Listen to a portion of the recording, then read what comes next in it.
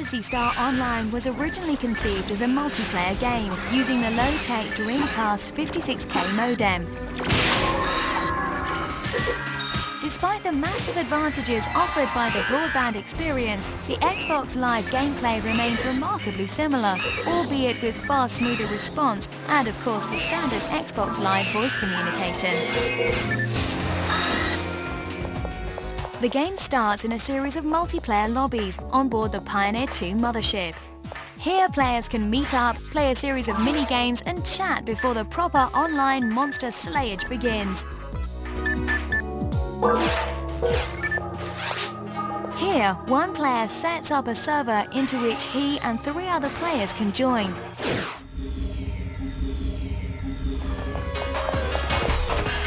The levels open depend on how far the player opening the server has played through the single-player version of the game. And then the carnage begins. To be honest, the basic gameplay of solving excruciatingly simple puzzles and butchering the inhabitants of the planet remains the same as it is in the one-player game. However, the key difference is that there's 4 of you up against the enemy, not 1.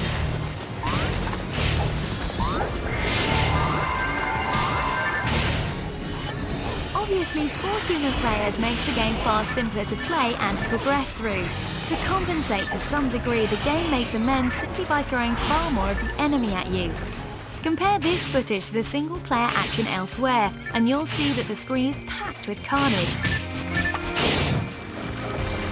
Creatures cram the environments, and the pyrotechnics as your characters unleash their outstanding weapons and use their high-level techniques makes Phantasy Star Online simply so much more exciting than playing on your own. Of course, the single-player game is not totally redundant. You need to play it through in order to open up all the levels when you start an online server.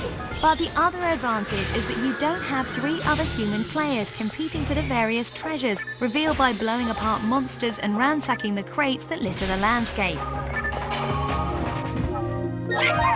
Other cool elements of the multiplayer experience include Sega's custom sign language that you see popping up on screen.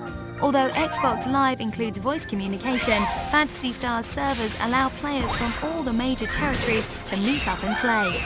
This means that it's perfectly possible for English and Japanese-speaking players to meet up and communicate using the game's unique visual language.